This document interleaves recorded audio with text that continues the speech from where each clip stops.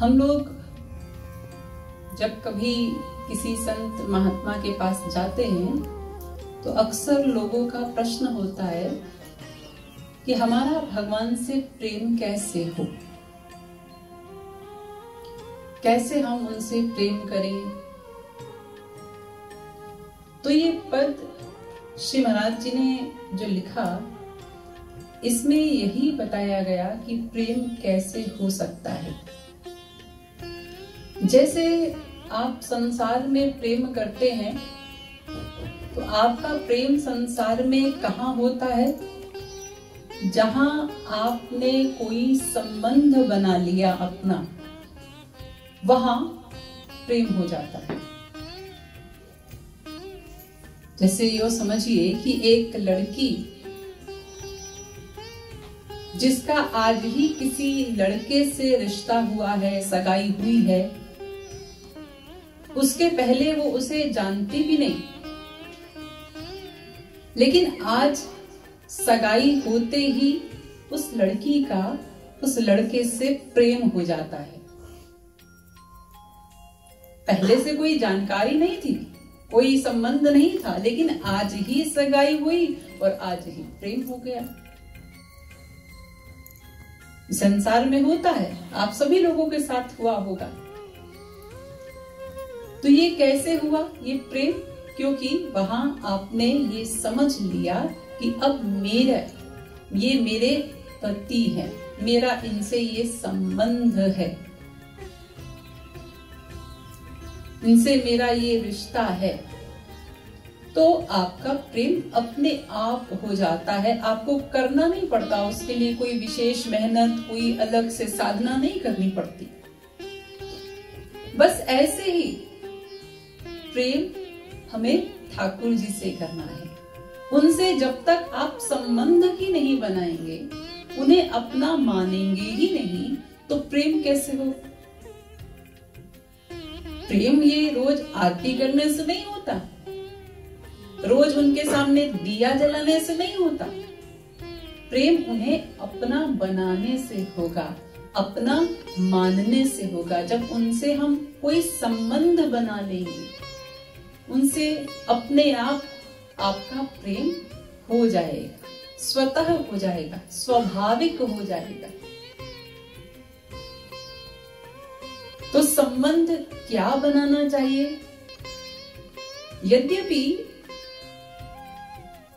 5 प्रकार के संबंध बताए हैं, भक्ति के 5 भाव बताए गए हैं, जिनमें एक है सबसे नीचे वाला, उसे कहते हैं दास्य भाव। वे हमारे स्वामी हैं, हम उनके दास हैं, उनके नौकर हैं, सेवक हैं, वे हमारे सेव्य हैं। एक भाव होता है इससे थोड़ा ऊंचा,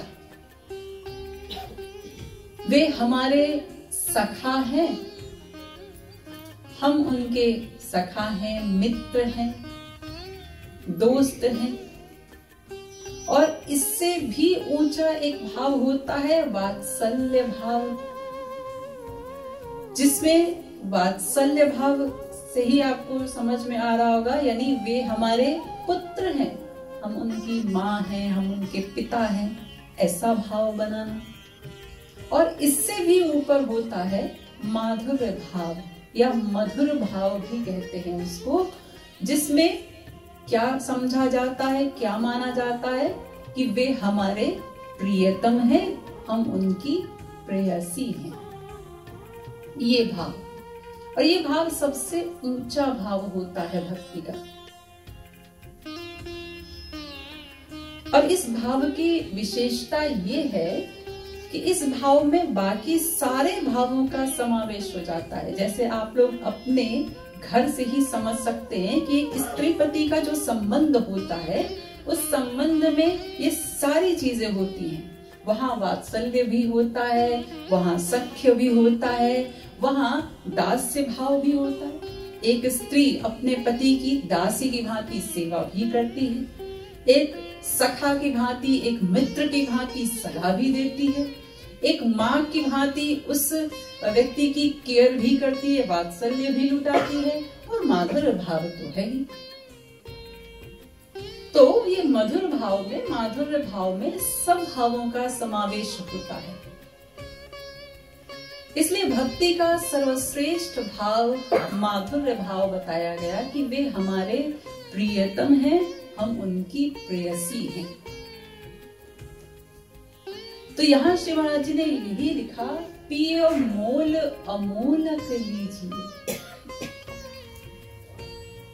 हे जीवात्मा रूपी सखी, ये शरीर को या किसी उसको नहीं कहा जा रहा, ये जीवात्मा को कहा जा रहा है। और ये समझना बहुत जरूरी है कि हमारी जो जीवात्मा है ना, उसका जो स्वरूप है वो स्त्री स्वरूप है।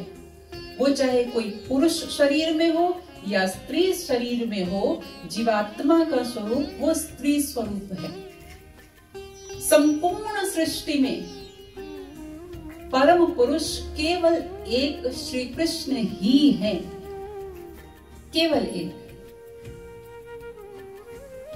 इसीलिए वो परम पुरुष से प्रेम पाने के लिए भगवान शंकर भी गोपी का रूप धारण करके रास मंडल में पहुंचते हैं।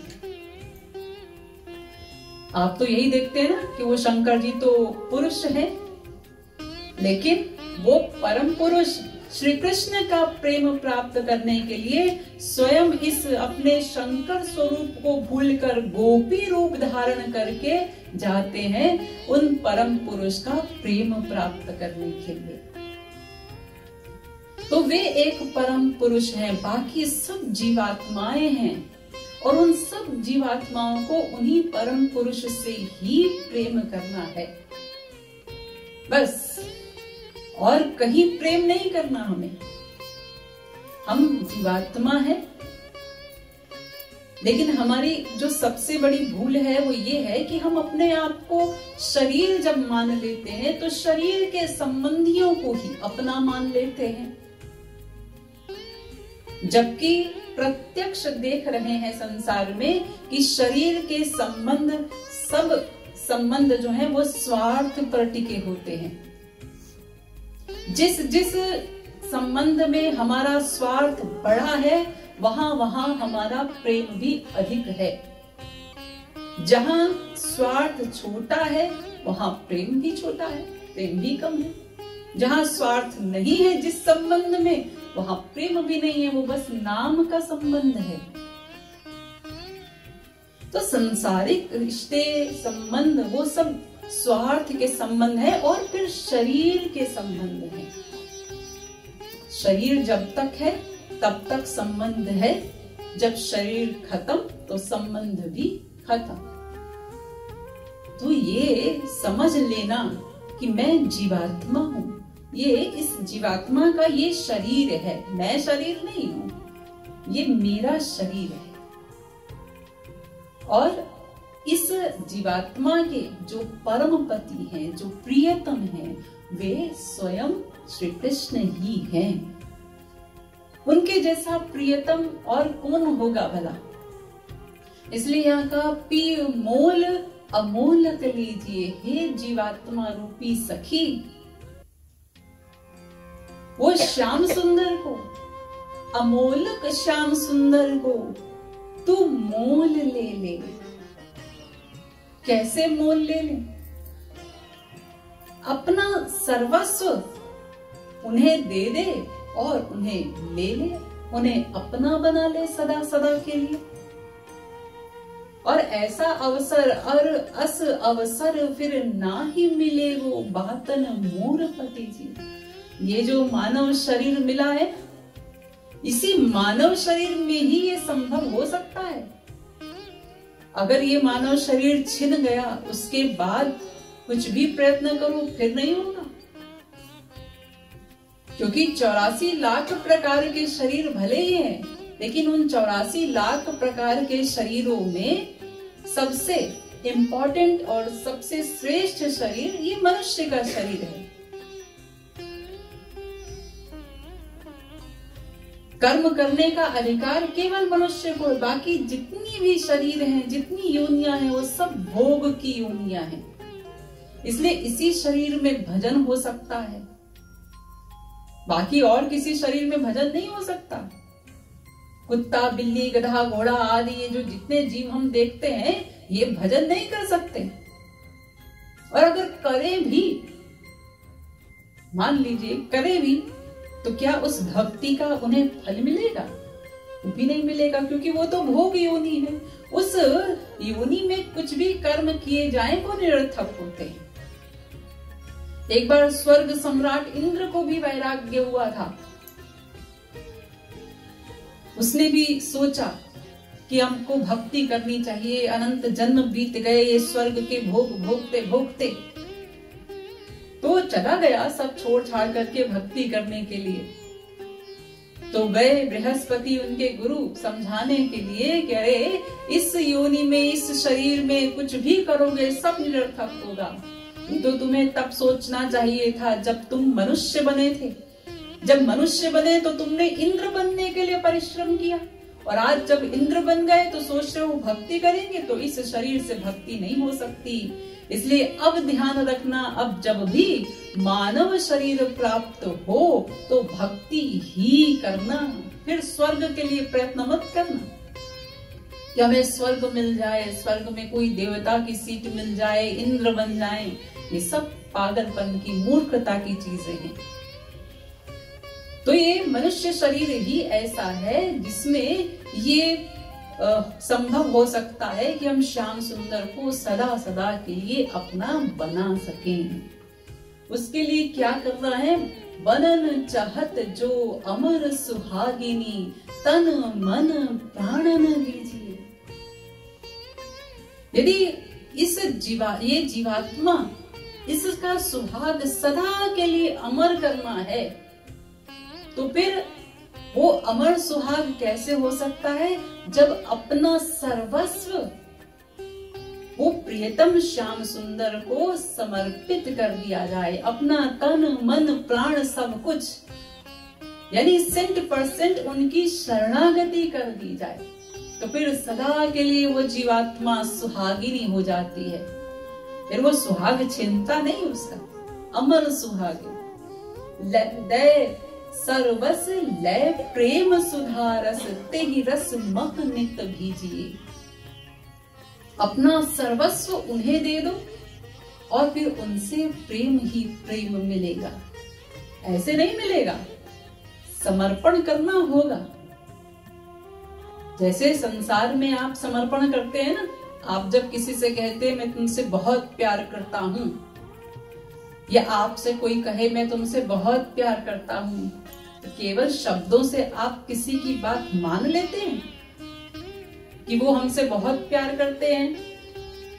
या कोई पुरुष कहे ये मेरी पत्नी मेरे से बहुत प्यार करती है, केवल कहने से कोई नहीं मानता। आपको उस प्रेम का प्रदर्शन करना पड़ता है समर्पण के भाव से। आपको वो चाहे पति हो चाहे पत्नी हो, पत्नी को भी समर्पण भाव दिखाना पड़ता है पति के प्रति, पति को भी दिखाना पड़ता है कि देखो हम तुम्हारे लिए ये सब कर रहे हैं, यानी हम तुमसे प्रेम करते हैं। पत्नी भी सब कुछ करके दिखाती है, समर्पण करके दिखाती है, देखो हम तुमसे प्रेम करते हैं। संसार में भी करते हो ना। ऐसे ही जब ठाकुर जी से भी प्रेम करना होगा तो वे भी तो समर्पण मांगेंगे। अरे हमको कुछ समर्पित तो करो, तभी तो हम समझे कि तुम हमसे प्रेम करते हो। तो वो क्या मांग रहे हैं समर्पण में? हमारा तन मन प्राण, यानी हमारी मन और बुद्धि की शरणागति मांग रहे हैं। ये मन बुद्धि का समर्पण मांग रहे हैं वो हमसे, बस और कुछ नहीं चाहते वो। और हमसे क्या चाहेंगे? हमारे पास है ही क्या उन्हें देने के लिए? हमारे पास तो जो भी कुछ है सब कुछ माइक है, भौतिक है, और वे दिव्य पर्सनालिटी, उनके पास सब कुछ दिव्य दिव्य सामान। वो भला हमारे भौतिक सामानों का करेंगे क्या? लेकिन फिर भी उन भौतिक चीजों का भी समर्पण करके उनसे क्या मिलेगा? सब दिव्य दिव्य सामान मिलेगा। तो ये भौतिक जो हमारी मन बुद्धि है, इनका समर्पण हम कर दें। श्याम सुंदर के चरणों में, तो वो सदा के लिए हमारे हो जाएं। पुनीत ही रस ही पिवाई और ही आपो सोई रस पीजिए। फिर जब वो जीवात्मा श्याम सुंदर को अपना प्रियतम मान लेती है ना, और फिर प्रियतम का प्रेम प्राप्त जब उसे होता है, तो वो जीवात्मा क्या करती है? वो स्वयं तो उस प्रेम से मगन रहती है, हमेशा मस्त रहती है, और वही रस वो औरों को भी पिलाने के लिए लालायित रहती है कि जो रस हमने पाया है, वे वही रस और जीवों को भी प्राप्त हो। वे क्यों इस रस से वंचित हो? कि क्यों वे लोग इस सांसारिक संबंधों में, सांसारिक चीजों में, सांसारिक वस्तुओं में आनंद ढूंढ रहे हैं, सुख ढूंढ रहे हैं, जहां सुख का लवलेश भी नहीं है। जब वो जीवात्मा वो रस पा जाती है ना, तो उसे भी और जीवात्माओं को देख करके, और जीवों को देख करके वो तड़प होती है कि क्यों नहीं और ये जीव जो संसार में भटक रहे हैं, दुखी हो रहे हैं, क्यों नहीं ये हमारे श्याम सुंदर से प्रेम कर लेते? इन्हें भी वही रस प्राप्त हो, इन्हें भी वही परम सुख प्राप्त हो। इसी के लिए फिर इसीलिए संत महापुरुष जो होते हैं, वो इसी चेष्टा में लगे रहते हैं दिन रात, कि कैसे इन जीवात्माओं को हम वो प्रेम दे दें। कितने दुखी हैं ये, कितने परेशान हैं, कितना कष्ट है इन्हें भी वही सुख मिलना चाहिए जो सुख हमें मिला है, जो हमारे पास है। अंत में श्री महाराज जी ने कहा, जन्म कृपालु सफल कर लीजिए, क्यों कर निज कर लीजिए। इसलिए श्री महाराज जी कहते हैं, अरे हमारी बात मान लो, और हमारी बात मान करके इस जन्म को, ये जो मानव शरीर मिला है, इसे सफल कर लो, वरना इस शरीर का क्या भरोसा, आज है कल नहीं, क्या साथ जाएगा भला। जो कुछ भी है हमारे पास, सब कुछ तो यही रहने वाला है। कभी देखा किसी को, बहुत सारे लोगों को मरते देखा होगा, संसार छोड़ते देखा होगा, क्या कोई कुछ ले जा सकता है साथ में? नंगे आए थे और नंगे ही जाना पड़ेगा। वो जो एक सफेद चादर भी उड़ाई जाती है ना, आग लगाते लगाते उसको भी हटा दिया जाता है, देखा होगा आप लोगों ने। नंगा शरीर होता है, कुछ नहीं जाता साथ में। तो फिर किस चीज का गुमान, किस चीज का अहंकार? तो फिर मन बुद्धि का समर्पण कर दो श्याम सुंदर के चरणों में, और उनसे अब वो जो प्रेम दे रहे हैं, लुटाने को तैयार बैठे रहते हैं, वो प्रेम ले लो। इसलिए श्री महाराज जी कहते हैं, ये जन्म सफल कर लो, वरना ये निरर्थक निकल जाएगा। करोड़ों जन्मों में एक बार ये मानव देह प्राप्त होती है, करोड़ों जन्मों में। कुत्ता, बिल्ली, गधा, घोड़ा, कीट पतंग, जीव जंतु आदि पता नहीं कितनी योनियों में भटकना पड़ता है, उसके बाद कहीं जाकर ये मानव शरीर प्राप्त होता है। इतनी आसानी से नहीं मिलता, इसलिए इसे ऐसे ही निरर्थक न जाने दो और अपना ये जन्म सफल कर लो। नहीं तो फिर क्या होगा? फिर तो हाथ ही मलने पड़ेंगे, पछताना पड़ेगा। जब समय निकल जाएगा तो फिर कोई उपाय नहीं रह जाएगा।